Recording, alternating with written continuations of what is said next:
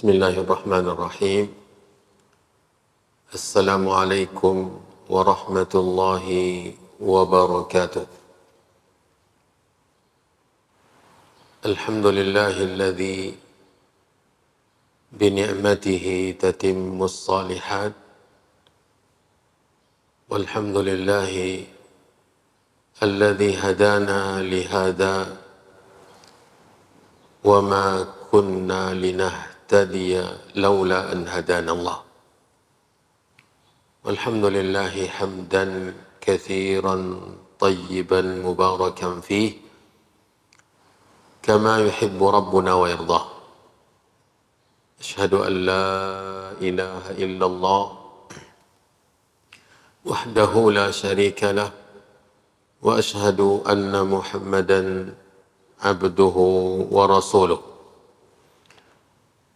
Allahumma salli wa sallim wa barik ala nabiyyina wa rasulina Muhammadin wa ala alihi wa ashabihi wa man salaka sabilahu wattaba'a sunnatahu ila yaumiddin, amma ba'du. Ibu-ibu kaum muslimat, para akhwat yang semoga senantiasa dirahmati dan dimuliakan oleh Allah Subhanahu wa taala. Pertama dan yang paling pertama sekali, kita bersyukur kepada Allah Subhanahu wa taala yang Maha Pengasih, yang Maha Pemurah, yang Maha Pemberi petunjuk, Jalla Jalaluhu wa taqaddasat asma'uhu, di mana pada kesempatan ini di waktu duha, bahkan bisa jadi di sekarang ini waktu duha yang paling utama untuk melakukan ibadah salat duha itu sendiri. Kemudian kita berada di tempat yang mulia, yaitu di salah satu rumah Allah Jalla wa'ala, yang tempat di muka bumi yang paling dicintai oleh Allah, yaitu rumahnya, masjid. Sekarang kita berada di masjid, di tempat yang paling dicintai oleh Allah. Kemudian yang juga tidak kalah mulianya adalah ketika kita saat ini berada di salah satu dari 10 hari pertama di bulan Zulhijjah.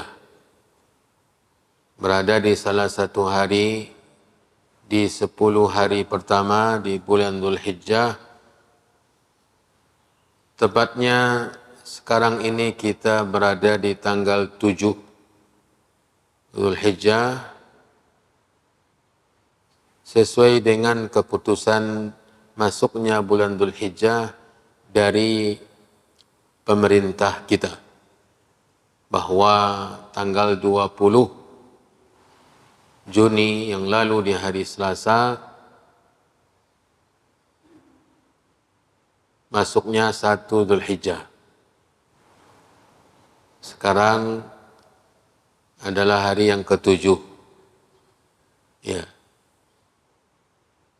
Kemudian keberadaan kita di salah satu hari di 10 awal Zulhijjah ini merupakan nikmat yang luar biasa di antara nikmat-nikmat yang lain. Apalagi kita sedang beribadah, melakukan amal saleh.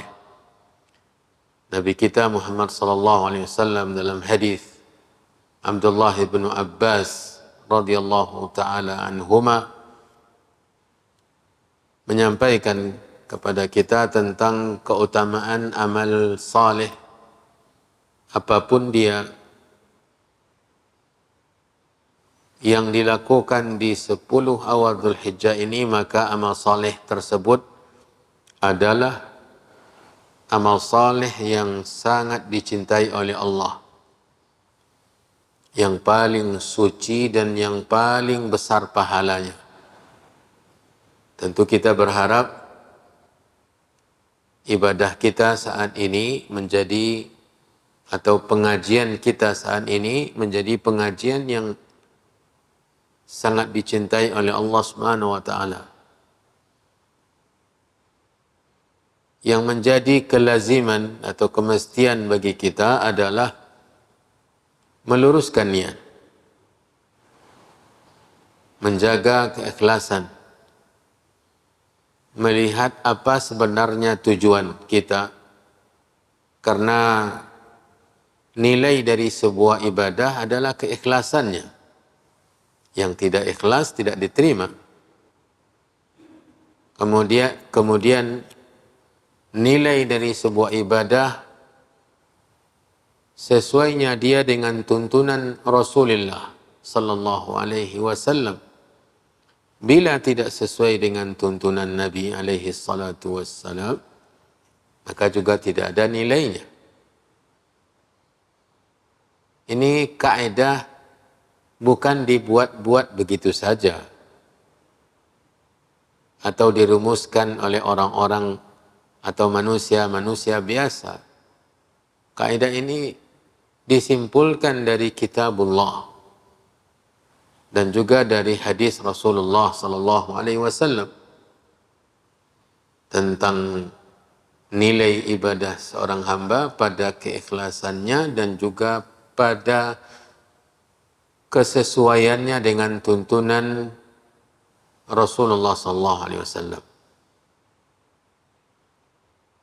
Bahkan ini ada di dalam surat Al-Fatihah, penegasan tentang dua syarat ini ada dalam surat Al-Fatihah. Iyyaka na'budu, iyyaka na'budu, ini tentang syarat pertama, yaitu hanya kepada Allah, ikhlas. Bukan untuk apa-apa, bukan untuk kepentingan-kepentingan dunia, bukan untuk mendapatkan popularitas, ketenaran, ketersohoran, ya, bukan juga minta disanjung oleh orang, semata-mata ingin pahala dari Allah. Hanya diharapkan balasan dari Allah Jalla fi'ula, yang bisa jadi yang dilakukan tersebut bila diinginkan darinya balasan hanya dari Allah, banyak orang yang tidak suka. Ini bisa jadi hal yang seperti ini terjadi. Ya, amalan yang dilakukan karena Allah, sementara manusia banyak yang tidak suka. Begitu juga syarat yang kedua, sesuai dengan tuntunan Nabi alaihi salatu wassalam. Ini merupakan nilai sebuah ibadah. Nabi sallallahu alaihi wasallam bersabda dalam hadis yang sahih muttafaqun alaih, dari hadis ummuna, ibunda kita ummul mukminin Aisyah bintus Siddiq bintu Abi Bakrin radhiyallahu taala anhuma, Nabi SAW bersabda, man ahdatha fi amrina hadha ma laysa min fahuwa raddun. Barang siapa yang mengada-adakan sesuatu dalam urusan kami ini, maksudnya agama, ya, yang bukan darinya, maka dia tertolak. Berarti tidak ada nilai, tidak mendapat pahala. Bahkan lebih luas lagi Nabi menyampaikan dalam riwayat yang lain, diriwayatkan oleh Imam Muslim dari Aisyah radhiyallahu anha juga, man amila amalan laisa alaihi amruna fahuwa raddun. Barang siapa yang beramal satu amalan yang amalan tersebut tidak dari tuntunan kami, ditolak. Ditolak maksudnya tidak dapat pahala. Balik kita ke pangkal pembahasan kita, ya. nilai sebuah ketaatan ibadah kita mesti ikhlas karena Allah. Mesti juga sesuai dengan tuntunan Rasulullah SAW. Sesuainya dengan tuntunan dalam melakukan ibadah tersebut adalah perkara-perkara yang berhubungan dengan ibadah. Yang berhubungan dengan ibadah. Yang langsung diajarkan oleh Nabi caranya, maka tidak boleh kita membuat hal-hal yang di luar tuntunan Nabi. Karena kenapa kita katakan ini? Karena ada yang menyatakan kalau seandainya memang harus seperti itu, ya udah. Ketika engkau menyampaikan pengajian, jangan pakai pengeras suara. Itu kan tidak ada di zaman Nabi. Apalagi kamera yang menampilkan gambar di layar tersebut, ini juga tidak ada zaman Nabi. Jangankan di zaman Nabi. Ya. 15 tahun yang lalu atau 20 tahun yang lalu, itu tidak ada. Ya. Maka mesti kita ketahui bahwa yang dimaksud sesuai dengan tuntunan Nabi itu adalah ibadah itu sendiri yang di zaman Nabi diajarkan caranya dan bisa dilakukan cara yang lain, tetapi tidak diajarkan, tidak dilakukan, berarti melakukan sesuatu dengan cara yang diajarkan oleh Nabi itu yang sesuai dengan tuntunan. Maka kembali kita berharap memohon kepada Allah, talabul ilmi ini adalah ibadah. Talabul ilmi ibadah, apapun caranya, membaca, ya, langsung berguru di hadapan seorang guru, mengikuti pengajian, mendengarkan sarana-sarana yang luar biasa canggihnya sekarang ini melalui radio, televisi, ya, melalui media-media sosial yang menyebarkan kajian secara langsung atau rekaman atau bahkan tanya jawab atau buku-buku yang dimasukkan ke internet kemudian dibaca, semuanya talabul ilmi. Bahkan bertanya melalui media-media yang tersedia kepada yang berilmu juga talabul ilmi. Dan dia ibadah. Nabi SAW bersabda, talabul ilmi faridatun ala kulli muslim. Menuntut ilmu fardu atas setiap muslim. Mengenali cara beribadah, cara berakidah, ibadah yang fardu mesti diketahui oleh setiap muslim. Ya.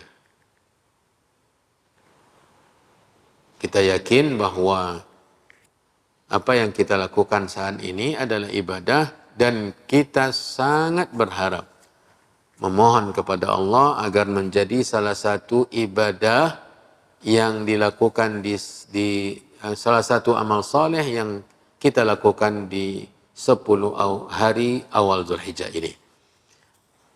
Kemudian ibu-ibu yang dirahmati dan dimuliakan oleh Allah, kita tidak akan banyak berbicara tentang 10 awal Zulhijjah karena sudah tidak sedikit kajian-kajian yang disampaikan ya tentang 10 awal Zulhijjah ini, tentang ibadah-ibadah yang dilakukan, keutamaan-keutamaannya.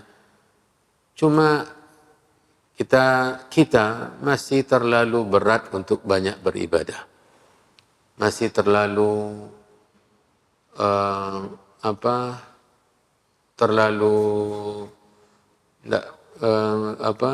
malaslah untuk memperbanyak ketaatan.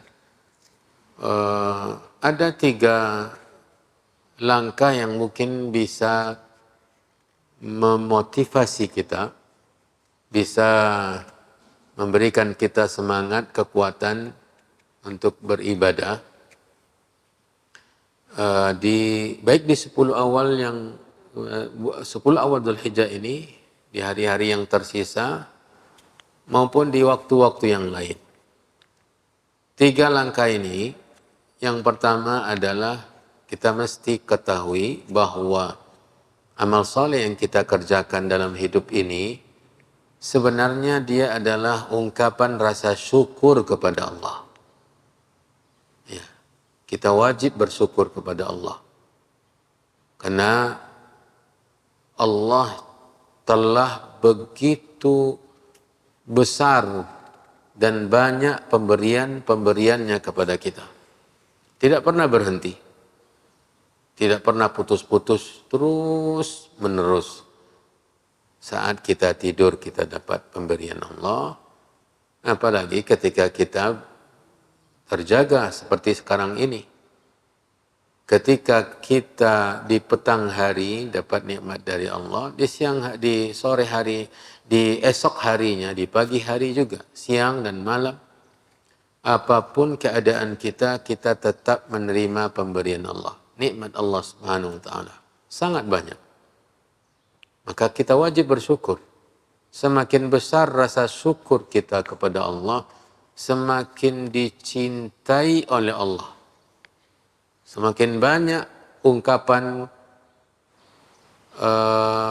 syukur kita kepada Allah Subhanahu wa taala, maka akan semakin dekat kita kepada Allah. Semakin tinggi derajat kita di mata Allah.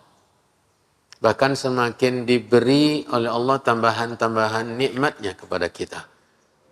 Tidak asing di telinga kita ayat la in syakartum la azidannakum.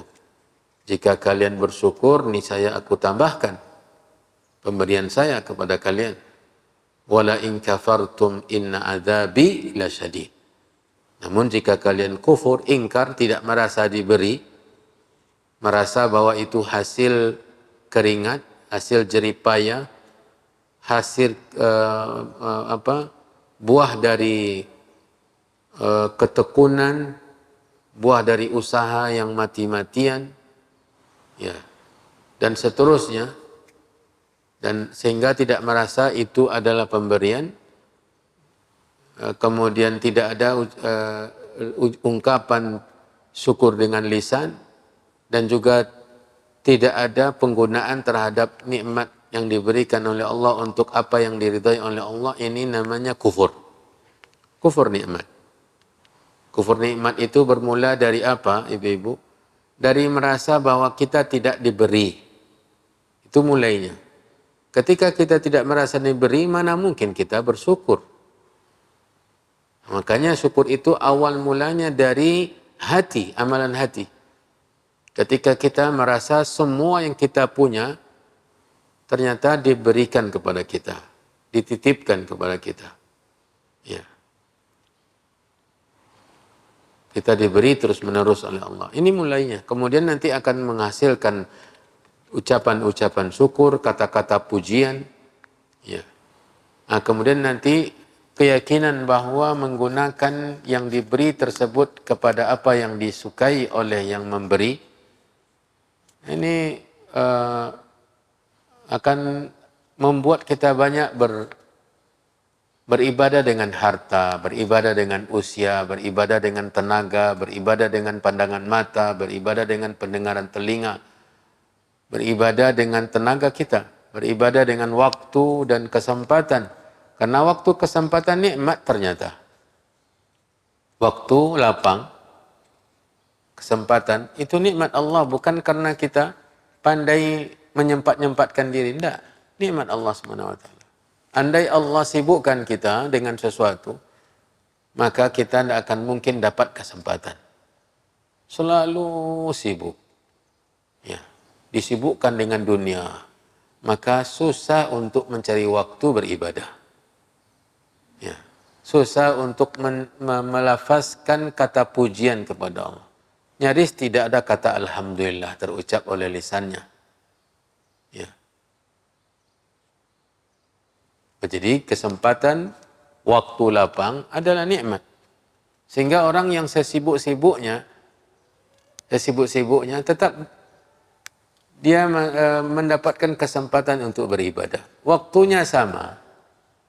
Kan setiap kita mendapat kesempatan berputaran waktu 24 jam sehari semalam. Tidak ada yang lebih. Tidak ada yang lebih. Semua orang melalui 24 jam, 24 jam, 24 jam sehari semalam. Tetapi ada yang memproduksi pahala sebanyak-banyaknya walau dia sesibuk-sibuknya. Banyak orang yang dapat pahala sebesar-besarnya Walau dia orang yang mungkin dari sisi badannya lemah, dari sisi hartanya sedikit, kurang. Nah, semuanya nikmat Allah Jalla wa'ala. Maka rasa syukur menambahkan nikmat. Ya, menambahkan nikmat Allah Subhanahu wa taala. Jika kufur, Allah ambil dari kita nikmat. Tidak terasa kita menerima. Tidak ada keadaan yang paling berbahaya ketika kita tidak pernah merasa puas dengan apa yang kita punya. Ini rasa kefakiran yang sangat tercela diletakkan oleh Allah di hati seorang manusia. Tidak pernah puas dengan apa yang sudah diberikan oleh Allah. Dia tidak juga merasa diberi. Ya. Juga tidak merasa puas, dapat ini, minta tambah lagi. Nabi SAW sampai-sampai mengibaratkan bahwa seorang yang sangat tamak terhadap dunia sangat tamak terhadap dunia bila diberikan kepadanya satu lembah emas. Ya. Diberikan satu lembah, bukan satu potong, satu emas batangan, tetapi satu lembah penuh dengan emas. Ya. Labtagha, atau diberikan dua lembah. Ya. Wadiyani min zahabin, diberikan dua lembah dari isinya penuh dengan emas. Ya. Untuk dia belanjakan. Ya. Maka dia akan mencari yang ketiganya. Labtagha salisahuma. Tidak puas dengan dua lembah itu, dia akan cari yang lain. Itulah perumpamaan. Sampai, kata Nabi SAW, disumbatkan ke mulutnya tanah. Ya. Sudah tersedak dia dengan tanah, baru dia tidak lagi menginginkan tambahannya, yaitu kematian. Ya, itu perumpamaan dari kematian. Sampai mati, manusia tidak akan pernah puas. Kalau tidak ada syukur, tidak ada rasa syukur. Ibu-ibu yang dirahmati dan dimuliakan Allah Jalla wa'ala, semoga kesempatan yang seperti ini menjadi sebab keberkahan yang Allah Subhanahu wa taala bukakan untuk kita dalam kehidupan kita sehari-hari. Berkah dari umur kita, berkah pada keluarga kita, berkah pada harta kita, berkah pada seluruh usaha kita. Ya.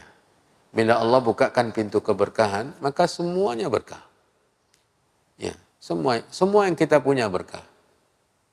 Punya HP berkah, punya rumah berkah, ya. Punya usaha berkah, punya kendaraan berkah, ya.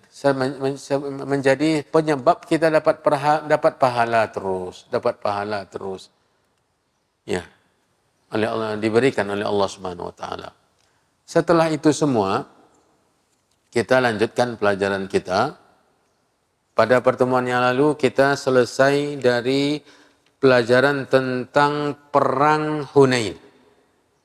Ya, Perang Hunain terjadi di bulan Syawal. Ya. Dan hasil dari Perang Hunain ini kemenangan. Dan harta rampasan perang yang sangat banyak. Ya. Di mana Nabi SAW ya, dikumpulkan di hadapannya 24.000 ekor unta. Ya, 24.000 unta. Bayangkan banyaknya. Arba'atun wa ishruna alf ba'ir. Bukan 24 unta, bukan 2.400, tetapi 24.000 ekor. Ya, unta. Kemudian 40.000 ekor kambing. Ya. Dan emasnya juga, peraknya juga, tawanan perangnya juga ribuan. Ya. Ya, nanti semuanya dibagi-bagikan oleh Nabi SAW kepada siapa yang dikehendaki oleh Nabi untuk mendapatkan. Bahkan ada sebagian dari mereka yang menerima per orangnya 100 ekor unta, miliaran.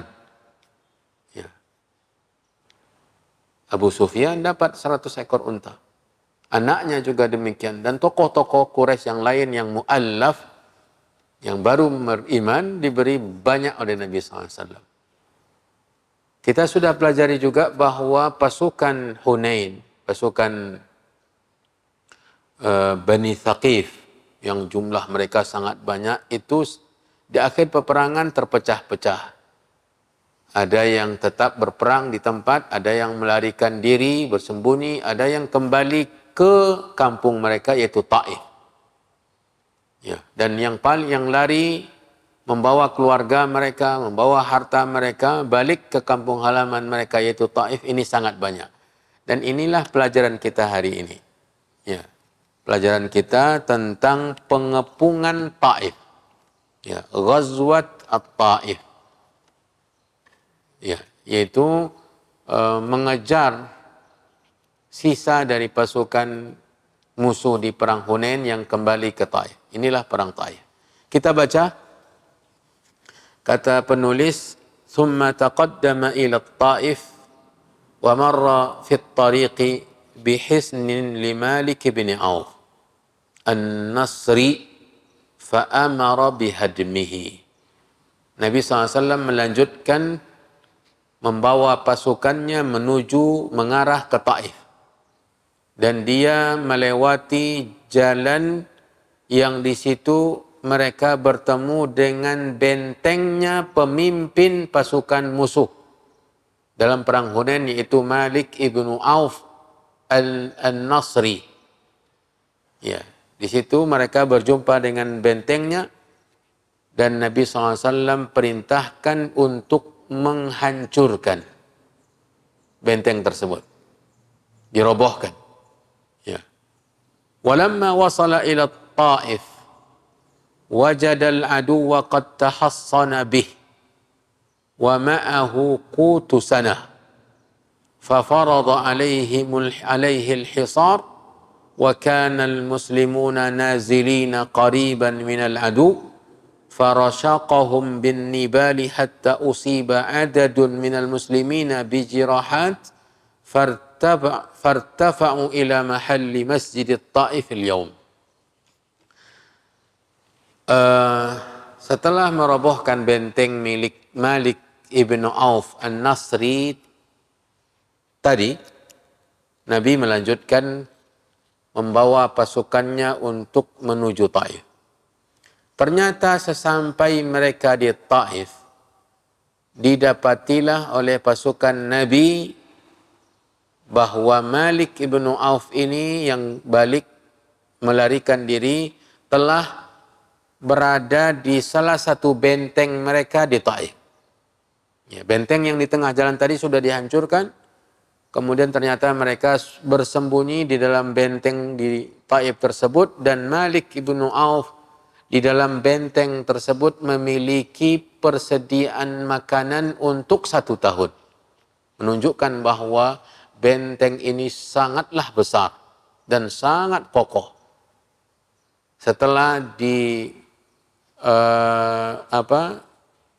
diupayakan oleh Nabi untuk mencari berita tentang isi benteng tersebut, di samping pasukannya, di sana juga ada persediaan makanan yang cukup untuk 1 tahun. Jadi bentengnya tidak bisa dihancurkan begitu saja. Kalau dikepung membutuhkan waktu yang lama dan mereka siap untuk hidup 1 tahun berikutnya. Ya, untuk 1 tahun mereka bisa hidup di dalamnya tanpa perlu keluar karena di dalam persediaan makanannya sangatlah banyak. Maka Nabi SAW tetap mengepung, ya, dan kaum muslimin merangsek mendekat ke benteng tersebut. Maka muslimun ya mendekat, berupaya untuk mendekati benteng. Ternyata musuh yang di atas dinding benteng menghujani mereka dengan panah. Ya. Sehingga banyak pasukan-pasukan atau kaum muslimin, banyak kaum muslimin yang terluka. Ya. Yang terluka oleh hujan panah tersebut dari atas. Sehingga mereka terpaksa mencari tempat yang lebih tinggi dan tidak berada di bawah. Jadi mencari tempat ketinggian yang sekarang tempat tersebut menjadi masjid. Ya. Sekarang ini tempat di mana mereka beralih ya, ke yang tinggi tadi sudah dibangun masjid dinamakan dengan Masjid At-Taif, kata penulis. Kemudian واختار المسلمون عدة تدابير لإرغام العدو على النزول لكنها لم تنجح.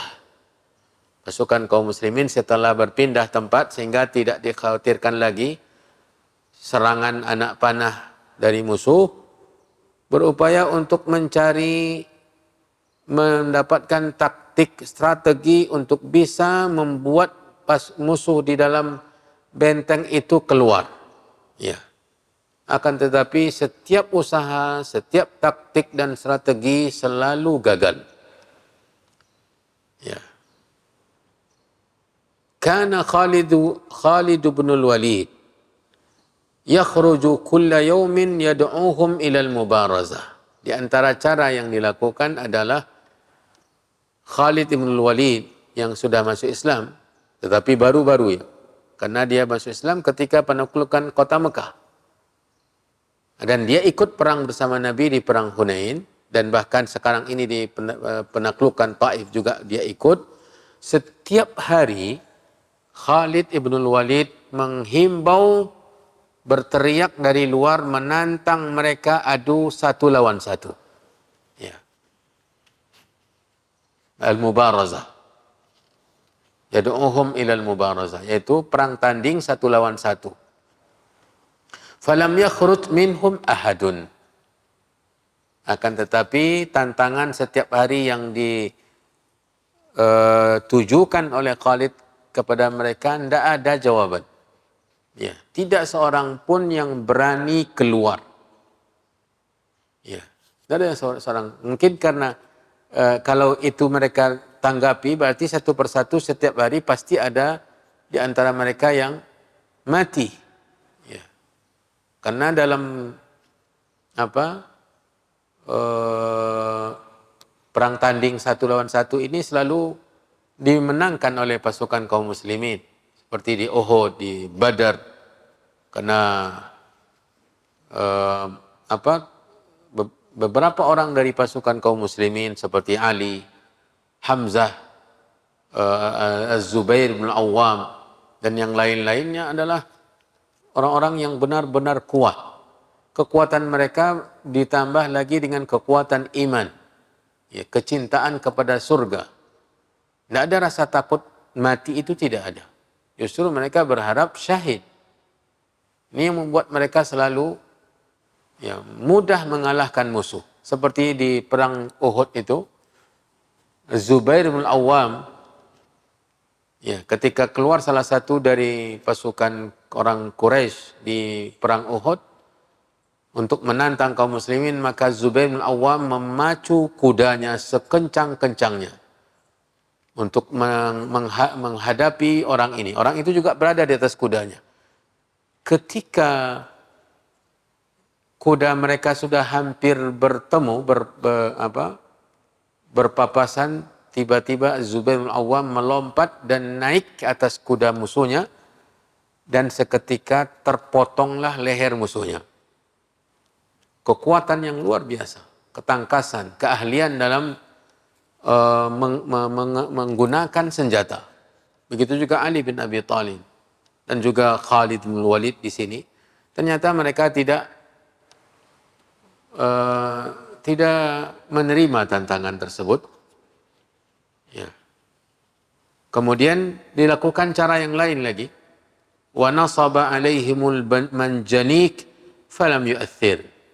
Dilakukan dengan cara melemparkan batu atau sesuatu, ya, bisa jadi dalam bentuk api, menggunakan al-manjanik, alat pelontar.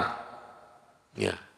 Juga digunakan untuk dilemparkan ke dalam, ternyata juga tidak banyak pengaruhnya. Benteng pun bila dikenai oleh batu tersebut, tidak membuat kerusakan yang berarti. Saking kokohnya benteng itu, saking kuatnya, saking kokohnya, sehingga tidak berpengaruh. Masuk ke dalam pun mereka di dalam juga mungkin sudah melakukan persiapan antisipasi, sehingga tidak berpengaruh lemparan-lemparan batu menggunakan alat pelontar semacam ketapel besar. Ya. Ini juga tidak banyak pengaruhnya.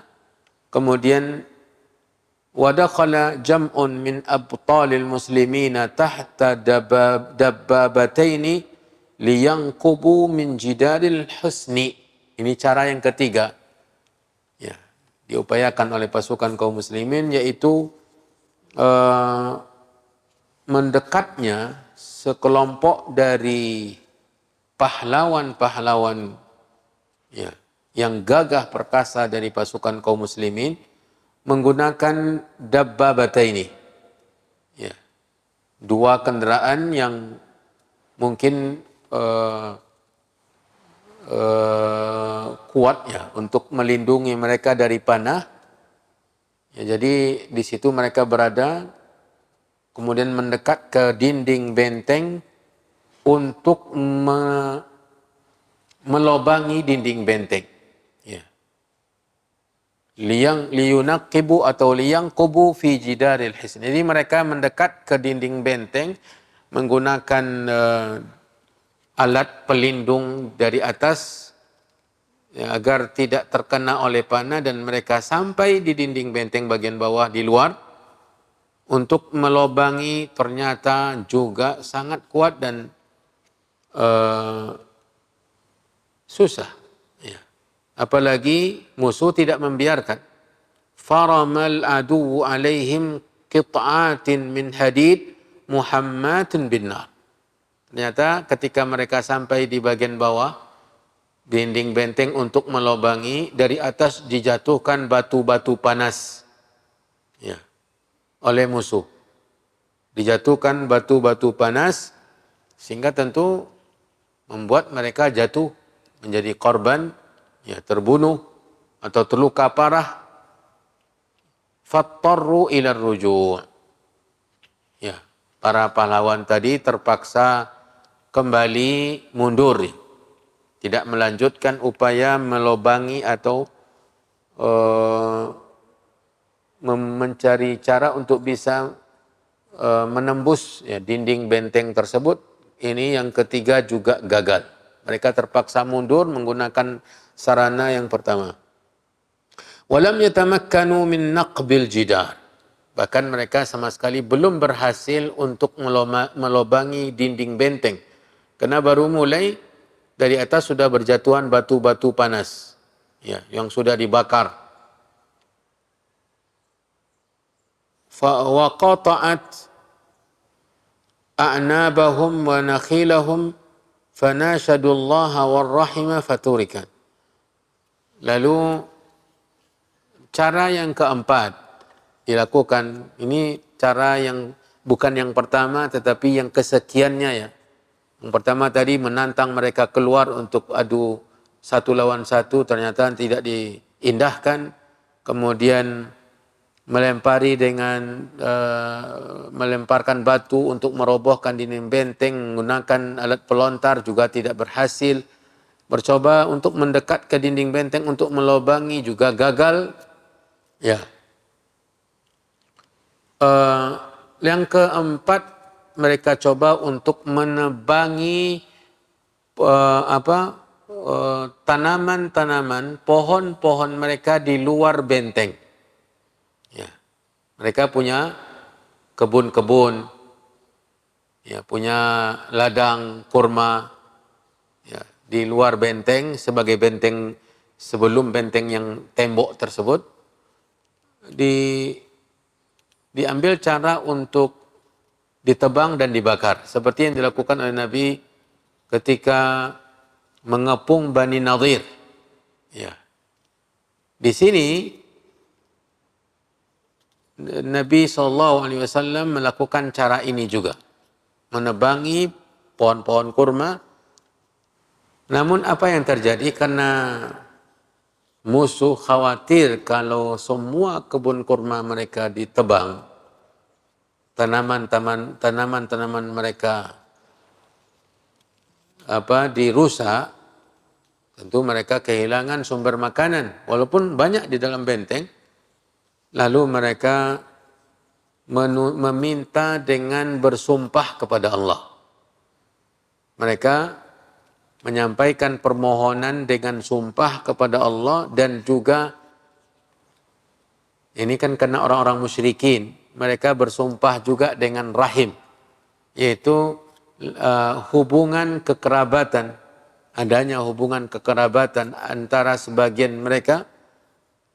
Jadi mereka ini pun meminta agar tidak dilanjutkan cara yang keempat tadi. Akhirnya Nabi SAW menghentikannya, faturikat. Jadi tidak dilanjutkan pemotongan atau penebangan batang-batang kurma dan yang lain-lainnya karena mereka memohon dengan sangat dan bersumpah dengan Allah. Bahkan mereka juga menyebutkan hubungan rahim, ya, kekerabatan, kekeluargaan. Akhirnya Nabi SAW putuskan untuk tidak melanjutkan cara yang keempat tadi. Ya. Wanada munadi Rasulullah SAW. Lalu Nabi SAW perintahkan seorang penyeru untuk mengumumkan kepada orang-orang yang di dalam benteng, ayyuma abdun nazala ilaiha minal hisni fahuwa hur. Ini cara yang kelima. Ya. Di Nabi SAW perintahkan seorang yang sangat lantang suaranya untuk menyampaikan, menyeru, meneriakkan kepada musuh yang berada di dalam benteng pengumuman, barang siapa yang keluar meninggalkan benteng, ya, maka dia dijamin aman. Ya. Fahuwa hur, maka dia bebas, dijamin aman. Karena mereka sudah merasa khawatir juga. Beberapa hari, ya, segala beberapa cara sudah dilakukan dan memang mereka tentu sangat khawatir kepada kematian. Ya. Dengan pengumuman yang dengan cara yang keempat tersebut, fanazala 23 abdan fihim Abu Bakrah tasawwara hisnat ta'ifi wa tadalla minhu bi bakrata yastaqi 'alaiha fakanahu Rasulullah sallam bi Abi Bakrata fashaqqa firara haula'il abid alaihim. Ya. Maka turunlah dari benteng tersebut 23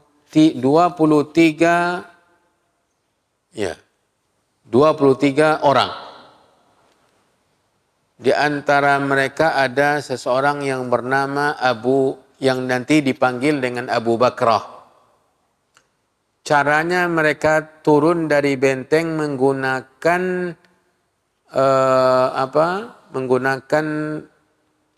tali. Yang tali ini ada katrolnya. Jadi mereka menggunakan cara bakrah dalam bahasa Arab itu artinya. Dengan tali itu mereka sangkutkan di benda tersebut sehingga mereka bisa turun dari atas benteng ke bawah, keluar dari benteng. Ya.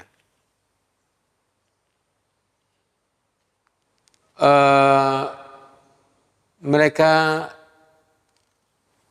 mereka sampai kepada Nabi, sementara Abu Bakrah ini digelari oleh Nabi dengan Abu Bakrata. Ya. Karena sebab dia bisa keluar dari benteng menggunakan alat tersebut. Ya. Kemudian Nabi SAW membebaskan mereka semua. Ya. Membebaskan mereka semua, dan cerita ini tentang keluarnya mereka dikeluarkan hadisnya oleh Al-Imam Al-Bukhari di dalam kitab sahihnya. Ya. Hadis tentang mereka ini dikeluarkan oleh Imam Bukhari dalam kitab sahihnya.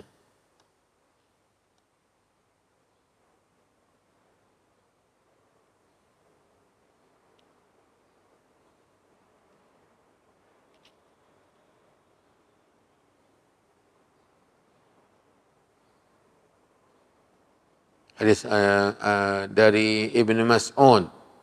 Ya.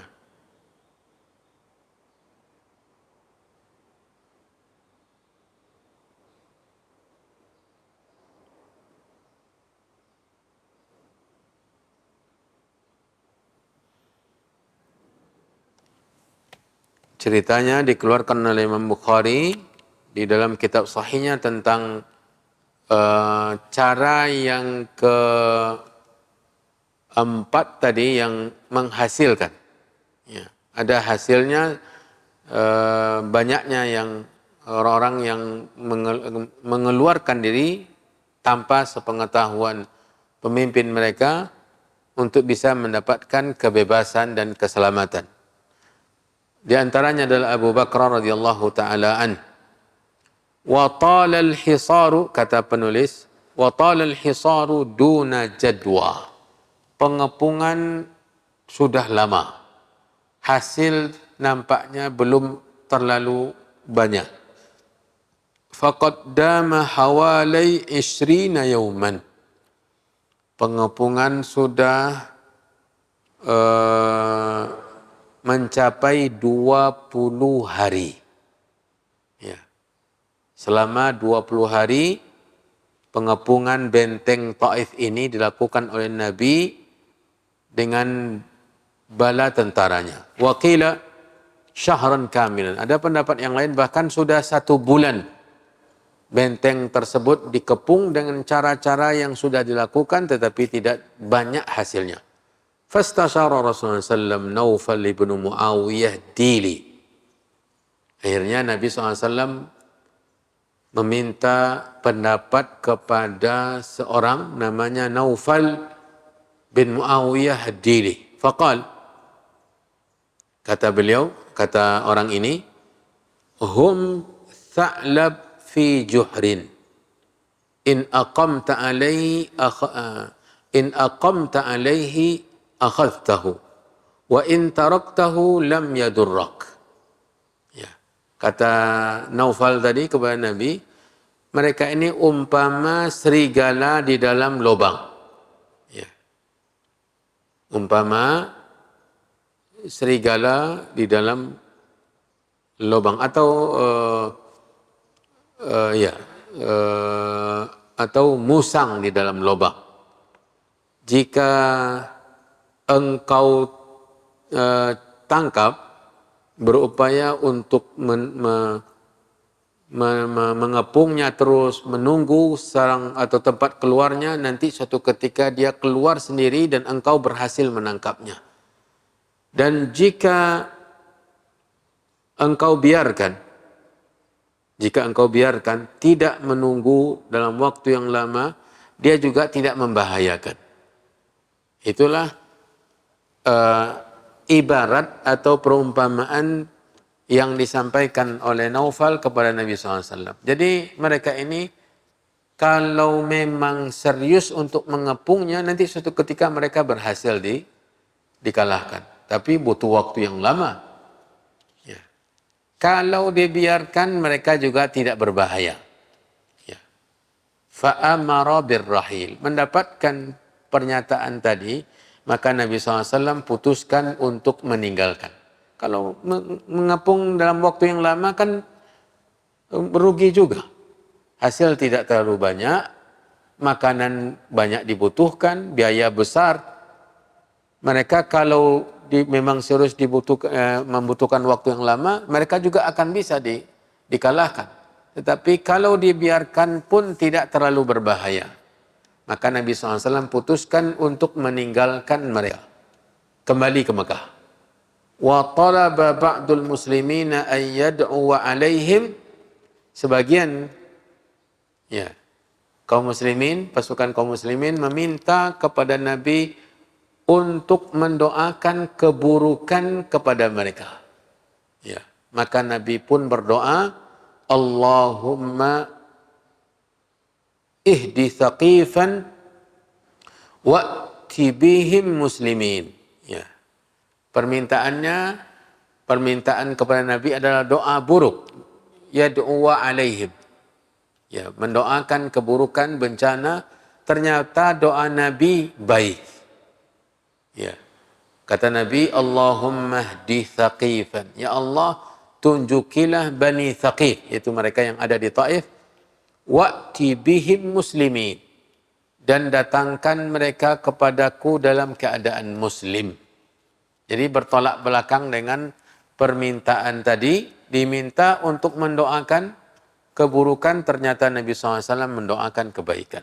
Ini menunjukkan mulianya akhlak Nabi alaihi salatu wassalam dan besarnya kasih sayang Nabi kepada umatnya. Ini ibu-ibu yang dirahmati dan dimuliakan oleh Allah, tentang tidak terjadi peperangan berarti, hanya pengepungan antara 20 sampai sebulan, ada dua pendapat. Kemudian usaha untuk menyerang sudah dilakukan, awalnya mendekat ke dinding benteng pasukannya, ternyata mereka kewalahan karena dihujani panah dari atas. Kemudian mereka naik ke tempat yang lebih tinggi, kemudian melakukan berbagai macam cara untuk bisa mendapatkan hasil, mulai dari usaha Khalid bin Walid, kemudian melempari batu ke dinding benteng juga tidak berarti, kemudian berupaya untuk melobangi juga tidak ada gunanya, dan bahkan ada usaha terakhir untuk memberikan janji, barang siapa yang keluar meninggalkan benteng bebas, ada hasil sedikit tetapi tidak terlalu juga besar manfaatnya. Kemudian setelah itu musyawarah, dan ini pelajaran bagi kita bahwa bermusyawarah ini hasilnya luar biasa. Ya, manadima manistashar. Dalam pepatah Arab, tidak akan menyesal orang yang selalu bermusyawarah, mengambil pendapat orang lain. Makanya Nabi SAW diperintah oleh Allah untuk melakukannya. Wasyawirhum fil amri. Bermusyawarahlah engkau dalam urusan. Maka Nabi SAW bermusyawarah, mengambil pendapat orang-orang yang dianggap oleh Nabi SAW bijaksana, seperti Naufal ibn Muawiyah Dili tadi. Ternyata memang hanya sekedar ibarat saja yang disampaikannya. Ternyata Nabi SAW mengambil keputusan untuk tidak menghabiskan waktu, menghabiskan biaya besar untuk mengepung. Sementara mereka juga dalam ketakutan, dan kalaupun mereka keluar tidak terlalu memberi ancaman yang besar karena Mekah sudah ditaklukkan. Akhirnya Nabi SAW pergi, dan bahkan yang sangat luar biasa ketika Nabi diminta untuk mendoakan keburukan, ternyata Nabi SAW mendoakan kebaikan dan hasilnya luar biasa. Ya. Banyak di antara mereka yang akhirnya menjadi sahabat Nabi SAW. Ini secara ringkas ulangan dari pelajaran tadi. Kemudian pembahasan berikutnya, ibu-ibu yang dirahmati dan dimuliakan Allah Subhanahu wa taala, adalah tadi kita sudah tahu ya, berapa banyak harta rampasan perang di perang Hunainnya. Pengepungan Taif tidak ada hasil apa-apa. Ya, tidak ada harta rampasan perang apa-apa. Ya. Yang dimaksud dengan pembagian harta rampasan perang dan tawanan itu adalah harta rampasan perang Hunain dan tawanan perang Hunain. Kita akan baca karena tidak terlalu panjang. Saya akan baca kata beliau, wa'ada Rasulullah SAW min at-Taif ilal Ji'ranah. Nabi tinggalkan Taif, ya, membiarkan mereka berada dalam benteng mereka dan menuju tempat di Mekah atau di luar kota Mekah namanya Ji'rana atau Ji'irrana atau Ja'rana. Sampai sekarang terkenal nama ini ya. Karena menjadi salah satu tempat ihramnya orang-orang yang ingin umrah dari Mekah, terutama penduduk Mekah. Ya, ada di antara mereka yang datang ke Ji'rana ini. Nah, di sanalah Nabi berada sekembali dari Taif. Famakatha biha bid'ata asyara yawman. Di Ji'rana Nabi menetap belasan hari. La yuqassim al-ghanaim. Selama belasan hari harta rampasan perang menumpuk. Ya. Hewan-hewannya tetap terikat di sana dan selama belasan hari itu belum ada pembagian antara rampasan perang Hunain. Yabtaghi an yuqaddima hawazin ta'ibina, an yaqduma hawazin ta'ibina fayahrizu amwalahum wa sabayahum fama jaa ahadun. Nabi selama belasan hari menunggu di Ji'ranah tadi, belum memulai pembagian harta rampasan perang, menunggu pasukan Hunain, pasukan musuh Hunain. Karena pasukan musuh Hunain itu terbagi dua. Ada yang dari Bani Thaqif, yang tadi kembali ke Taif. Ada dari suku Hawazin. Ya, mereka yang musuh Nabi, yang lari menyelamatkan diri. Nabi SAW belasan hari berada di Ji'rana menunggu datangnya mereka-mereka yang menjadi musuh Nabi di perang Hunain untuk bertaubat. Kalau mereka datang menyatakan Islam dan meminta harta mereka kembali, akan diserahkan oleh Nabi. Jadi bukan mengundur-undurkan begitu saja tanpa ada tujuan. Tujuan Nabi mengundurkan pembagian harta rampasan perang sampai belasan hari itu, yaitu menanti pasukan Hawazin dari musuh di perang Hunain, mereka musuh di perang Hunain, datang kepada Nabi menyatakan Islam, kemudian mereka meminta harta mereka dikembalikan dan Nabi siap untuk mengembalikan untuk mereka yang masuk Islam tersebut. Ternyata ditunggu-tunggu, tidak seorang pun yang datang.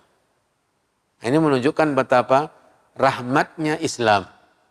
Padahal mereka awalnya kan memerangi dan mereka menyelamatkan diri dari mati dan harta rampasan perang mereka, anak-anak keluarga mereka ada yang tertawan. Jadi pasukan tersebut yang ditunggu oleh Nabi datang dengan menyatakan keislaman, meminta harta dan keluarga mereka yang tertawan, ternyata tidak ada satupun yang datang. Akhirnya Nabi SAW mulailah membagi harta rampasan perang. Fa'akhrajal khumusa minal ghanimah. Dari sekian banyak harta rampasan perang tadi dibagi 5. 1/5 ini disisihkan. 1/5 dari harta rampasan perang itu disisihkan karena untuk Allah dan Rasulnya. Wa a'taha liunasin du'afa'il Islam yata'allafuhum wa liunasin lam yaslamu ba'du liyuhabbiba ilaihimul Islam. 1/5 yang tadi yang disisihkan dari puluhan ribu ekor unta, puluhan ribu ekor kambing yang disisihkan Nabi dibagi-bagikan kepada mereka yang mu'allaf, yang baru masuk Islam, yang masih lemah Islamnya, untuk mentaklif kalbu mereka, untuk menarik kecenderungan hati mereka untuk kuat dalam Islam, dan bahkan untuk dibagi-bagikan kepada mereka yang belum masuk Islam. Ya. Agar mereka mencintai dan agar mereka tertarik kepada agama Islam. Ya. Harta rampasan perang yang 1/5 tadi untuk mereka.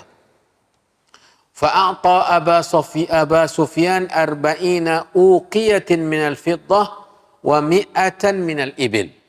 Ini Abu Sufyan yang barusan masuk Islam di penaklukan kota Mekah dibagi untuk beliau oleh Nabi berupa perak 40 uqiyah. Ya, uqiyah ini takaran ya. Takaran besar ini. Ya. 40 uqiyah berupa perak, kemudian 100 ekor unta. Ya. Seperti yang tadi kita sampaikan, Abu Sufyan.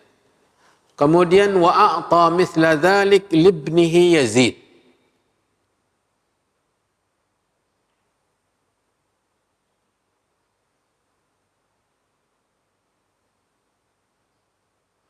Dan Nabi memberikan juga seukuran yang sama, 40 uqiyah dari perak, kemudian 100 ekor unta kepada anaknya Yazid bin Abi Sufyan. Ya, anaknya Abu Sufyan namanya Yazid, yang juga baru masuk Islam, diberi oleh Nabi sama dengan yang diberikan kepada ayahnya, Abu Sufyan. Kemudian Muawiyah bin Abi Sufyan, anaknya yang lain, Muawiyah bin Abi Sufyan, diberikan juga oleh Nabi sejumlah yang sama. 40 uqiyah dari perak, kemudian 100 ekor unta. Mereka 3 beranak sudah dapat 300 ekor unta. Ya, yang hitungannya ratusan miliar itu. Ya. Kemudian wa a'ta Safwan ibn Umayyah, salah satu juga yang baru masuk Islam, mi'atan, thumma mi'atan, thumma mi'atan, ay 300 minal ibil. Safwan bin Umayyah, seorang tokoh terkemuka juga yang masuk Islam, pertama kali diberikan oleh Nabi 100 ekor unta. Kemudian tak lama setelah itu ditambahkan 100 ekor unta lagi. Kemudian setelah itu, tidak lama, Nabi tambahkan 100 ekor unta lagi untuk beliau. Satu orang ini. Totalnya 300 ekor unta untuk Safwan bin Umayyah. Ya. Kemudian wa a'ta kullan min Hakim bin Hizam, ini juga mu'allaf, baru masuk Islam, diberikan oleh Nabi kepada Hakim ibnu Hizam, kemudian Al-Harith ibnu Kaladah, kemudian Uyainah ibnu Hisn, kemudian Al-Aqra ibnu Habis, kemudian Al-Abbas bin Mirdas, wa Alqamah bin Allatha, wa Malik ibnu Auf, kemudian Al-Ala ibnu Al-Harithah, wa Al-Harith ibnu Hisham, wa Jubair ibnu Mut'im, wa Suhail ibnu Amr, wa Huwaitib ibnu Abdul Uzza, wa ghairuhum mi'atan min ibil. Orang yang tadi kita sebutkan nama-namanya, per orang dapat 100 ekor. Ya. Hakim bin Hizam 1, kemudian Al-Harith bin Al-Haris 2, Uyainah bin Hisn 3, Aqra bin Habis 4, Al-Abbas bin Mirdas 5, Alqamah bin Allasa 6, Malik bin Auf 7, Al-Ala bin Al-Haritha 8, Al-Harith bin Hisham 9, Jubair bin Mut'im 10, Suhail bin Amr 11, Huwaitib ibn Abdul Uzza 12. Ini sudah 12 orang. Kalau per orangnya 100 berarti sudah 1.200 untuk mereka. Dan yang lain-lainnya. Per orangnya diberi oleh Nabi 100, 100, 100. Kecuali Safwan bin Umayyah tadi yang diberi oleh Nabi 300 ekor unta sendiri. Ya. Kemudian wa a'ta akharina 50. Selain dari mereka-mereka ini, dari yang baru masuk Islam, yang juga yang belum masuk Islam diberi oleh Nabi 50 ekor. Ada yang 40 ekor, ada 40 ekor juga. Hatta sya'a bainan nas anna Muhammadan yu'ti ata'an ma yakhaful faqar. Sampai tersebar berita di penduduk Mekah yang baru masuk Islam, yang belum masuk Islam, yang masih tidak suka kepada Nabi, viral berita bahwa Nabi ketika memberi dia tidak khawatir kurang. Bayangkan memberinya tidak 1-2 ekor, bukan 10-20 ekor.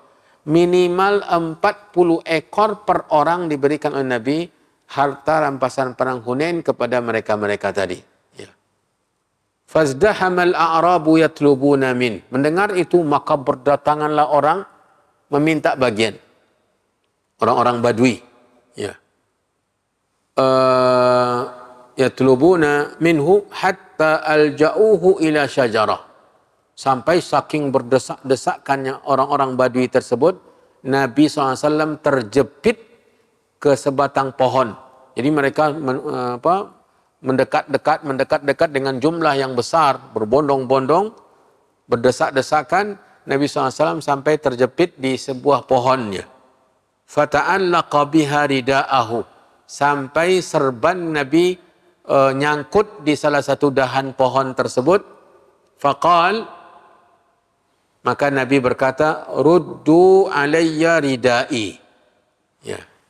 Karena Nabi SAW selendangnya tersangkut di dahan pohon tersebut, Nabi minta tolong balikkan selendangku. Jadi minta sahabat yang lain, karena Nabi tidak bisa lagi bergerak. Dia sudah terjepit di batang pohon, sementara selendangnya tersangkut di dahannya. Nabi minta sahabat untuk mengembalikan atau mengambil ridaknya tadi. Fawalladhi nafsi biyadi, law kana li adadu syajari tuhamatin ni'aman, laqasamtuhu alaikum. Thumma ma alfaitumuni bakhilan wala jabanan wala kadzaban. Ketika Nabi SAW setiap yang datang diberi puluhan ekor unta dari orang-orang Badui yang tadi berdesak-desakan, sampai-sampai dia terjepit di batang pohon, kemudian selendangnya tersangkut di dahan pohon dan dia minta untuk dibalikkan, lalu Nabi mengatakan, maka demi zat yang jiwaku di tangannya, beliau bersumpah dengan Allah, andai saja saya punya atau andai saya memiliki sejumlah pohon di Tuhama. Tuhama di Yaman, ya di bagian Yaman, itu sangat subur, banyak pohon-pohonnya. Andai saya punya sebanyak pohon-pohon di Tuhama unta, maka pasti saya akan bagi-bagikan kepada kalian. Jadi Nabi SAW tidak sama sekali khawatir barang yang harta rampasan perang yang sebegitu banyak habis seketika.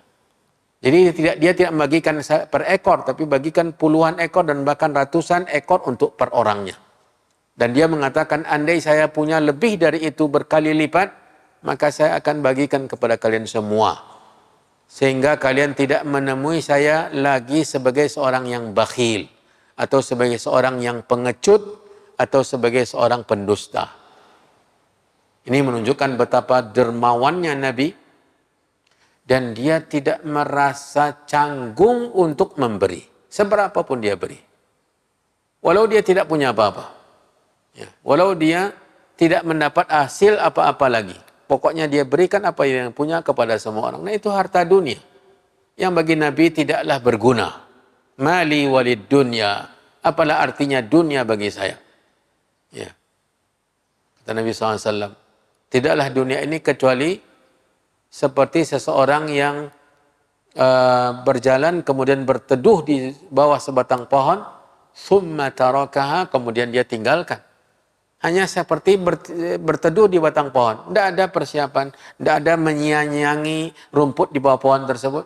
Orang yang berteduh di kedai, di warung, di tempat bisa dia berteduh dari hujan lebat, dia tidak akan mempersiapkan, membereskan, memperbaiki tempat di mana dia bisa berteduh tersebut. Kadang-kadang dia cukup berdiri saja, menunggu hujan reda, kemudian dia pergi. Di sana ada apapun, dia tidak terlalu peduli. Yang penting dia bisa tidak basah, kemudian ketika hujan reda dia pergi. Seperti itulah perumpamaan dunia ini di mata Nabi SAW, dan itu yang ditanamkan kepada kita, ibu-ibu yang dirahmati dan dimuliakan Allah. Kemudian thumma akhadha wabratan min sinami ba'irin wa qala wallahi ma li min fai'ikum wa la hadhihi alwabarah illa al-khumsa wa illa al-khumusa wal khumusu mardudun alaikum fa addu al-qiyata wal maqit fa innal ghulula yakunu ala ahlihi 'aran wa shanaran wa naran yawm al-qiyamah faradda an-nas ma kanu akhadhuhu min al-ghanimah walau kana syai'an zahidan. Nabi SAW ingatkan pasukannya dari mengambil sedikit pun dari harta rampasan perang sebelum dibagikan. yang tidak dapat bagian tidak dibenarkan mengambil. Yang akan mendapatkan bagian dari harta rampasan perang tidak dibenarkan mencurinya sebelum dibagikan. Ini namakan dengan ghalul. Maka Nabi ingatkan mereka, saya tidaklah mendapatkan bagian dari harta rampasan perang itu kecuali dibagi 1/5.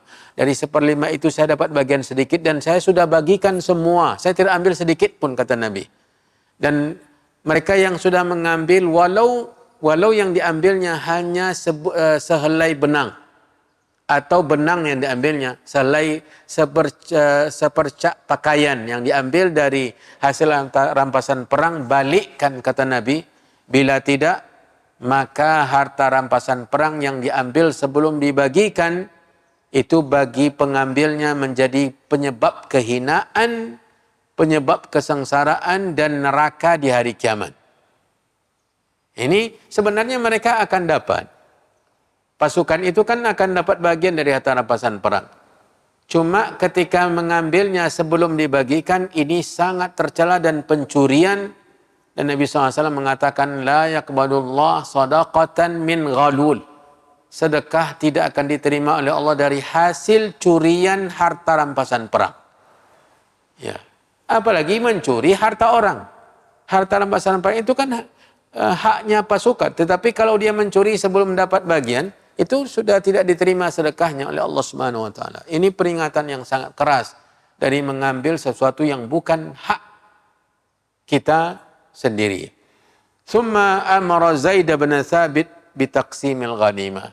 Maka Nabi SAW setelah menuliskan pembagian tadi langsung dieksekusi oleh Zaid bin Thabit.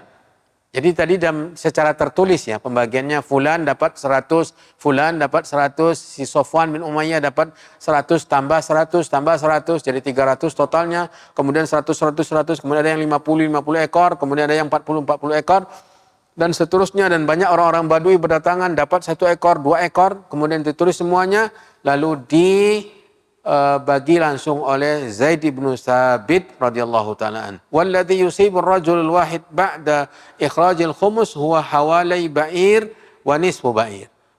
Minimal yang didapatkan oleh mereka adalah 1,5 unta. Jadi 2 orang dapat 3 ekor. Ya. Ini luar biasa. Wa syataini wa nisfu syat. Ada yang mendapat 2,5 ekor kambing. Berarti kalau 2 orang dapat 5 kambing ya, untuk 2 orang. Wa asrata darahim, mendapatkan 10 dirham. Wa thulusus sabi al-wahid, dan mendapatkan 1/3 dari seorang tawanan. Itu nanti dibagi. Berarti 1 tawanan diberikan kepada 3 orang. Nanti mereka membagi bagaimanapun mereka cara membaginya. Nilainya 1/3 seorang tawanan mereka dapatkan masing-masing. Fa idza surifa nasibur rajuli ila hadhihi al-ashya' ba'da ita'ihi asrata darahim yasiru lahu imma 4 min al-ibil faqat wa imma 40 syatan faqat wa imma thuluth as-sabi al-wahid. Jadi mereka mendapatkan bagian, ada yang unta, ada yang kambing saja, ada yang perak, dan ada yang hanya mendapatkan 1/3 dari atau 2/3 dari tawanan tadi. Yang penting semua yang datang meminta dapat. Yang tidak berperang, yang belum Islam, ketika itu semua yang datang meminta mendapatkan bahagian dari harta rampasan perang Hunain. Ibu-ibu yang dirahmati dan dimuliakan oleh Allah, itu pelajaran kita tentang pembagian harta rampasan perang Hunain. Begitu juga tawanan-tawanannya, nanti akan muncul masalah besar ya. Karena orang Ansar tidak mendapat bagian. Ya. Tidak dapat bagian. Jadi yang dibagikan oleh Nabi harta rampasan perang itu kepada yang mu'allaf, yang datang meminta dari yang belum masuk Islam. Sementara pasukan kaum muslimin dari kaum Ansar yang datang dari Madinah tidak ada dapat apa-apa. Jadi muncul masalah besar yang nanti akan kita lanjutkan pada pertemuan yang akan datang. Untuk hari ini kita cukupkan pelajaran kita sampai di situ. Mudah-mudahan bermanfaat untuk kita semua. Semoga menjadi amal soleh yang sangat dicintai oleh Allah yang kita lakukan di hari ini, dan semoga Allah mengampuni dosa-dosa kita, menerima amal ibadah kita, mengampuni dosa-dosa kedua orang tua kita dan kedua orang tua mereka dan semua kaum muslimin baik yang masih hidup maupun yang sudah meninggal dunia. Dan kita pada kesempatan ini tidak menerima atau tidak membuka waktu tanya jawab.